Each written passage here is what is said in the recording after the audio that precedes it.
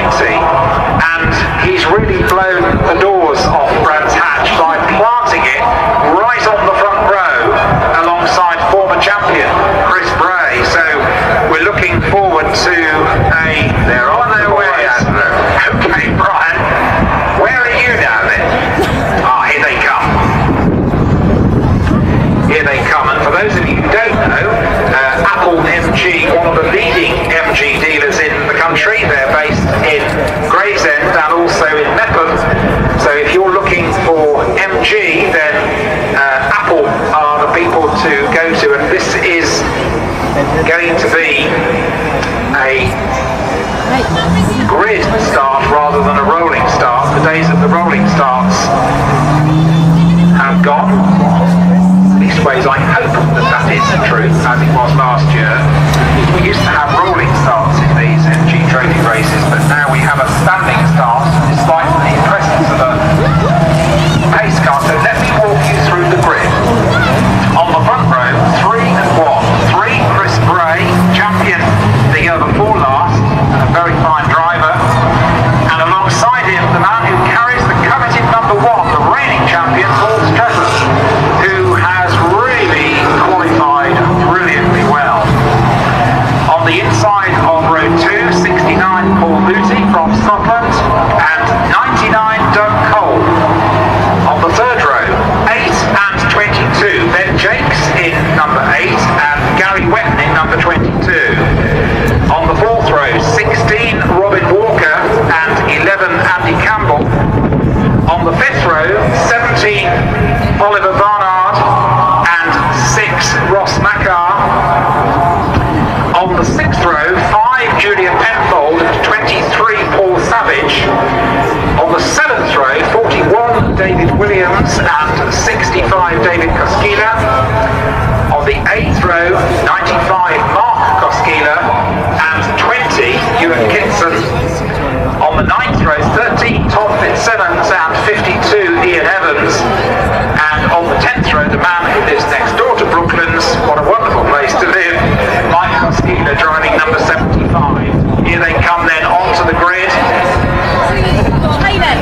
Chris Bray in the number 3 bright blue MG LE 500, and alongside him the blue 99 car of Doug Cole. Then behind them on row 3 Ben Jakes, number 8, and alongside him is 22 Gary Wetton. And then just time to tell you that Robin Walker in number 16 and Andy Campbell in number 11 make up the fourth row. We're about to see the 5 seconds board there. The warming up lap is already complete. It's a 20-minute race and it should be very fast and very furious.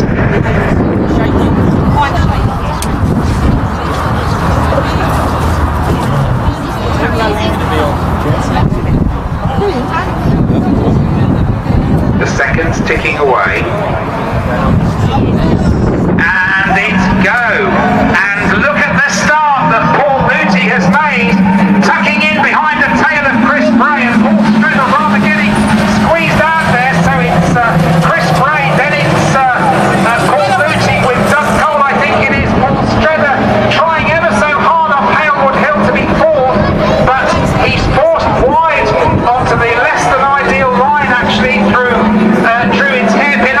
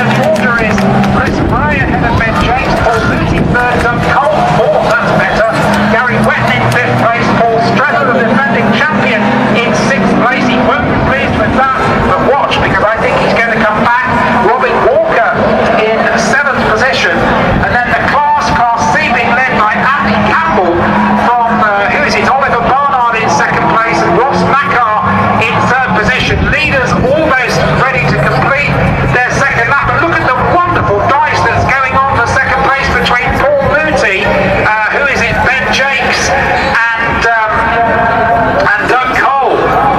What a dice that is. Now then, what has happened to Paul Streather?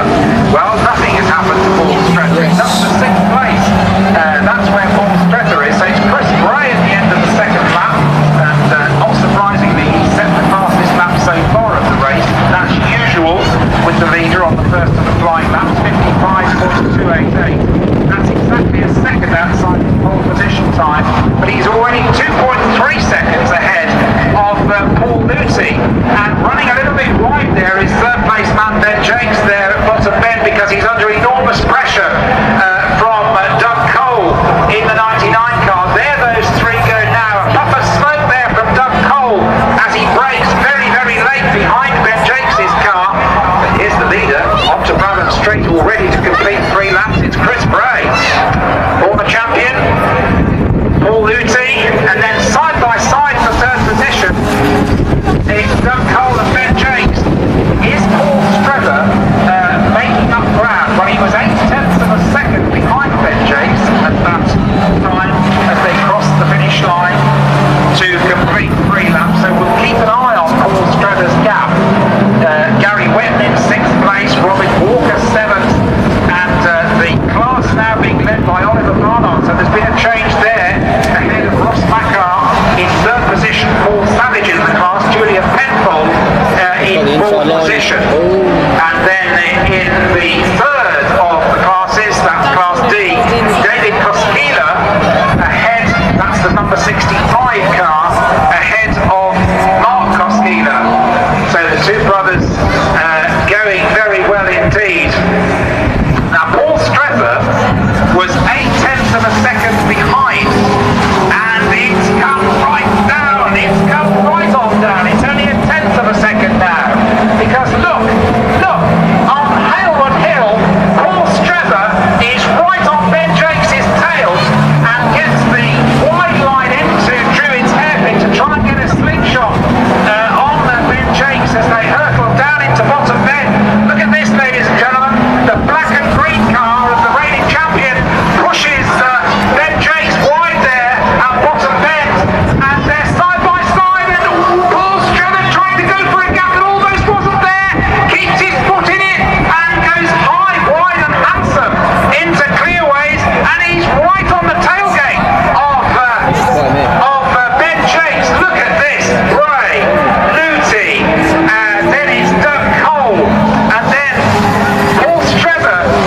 Somebody should tell him this is his first race in a ZR190, because look at this, a paddock hill bend right on the very experienced Ben Jakes' tail. This is where Paul Streather will be working overtime mentally.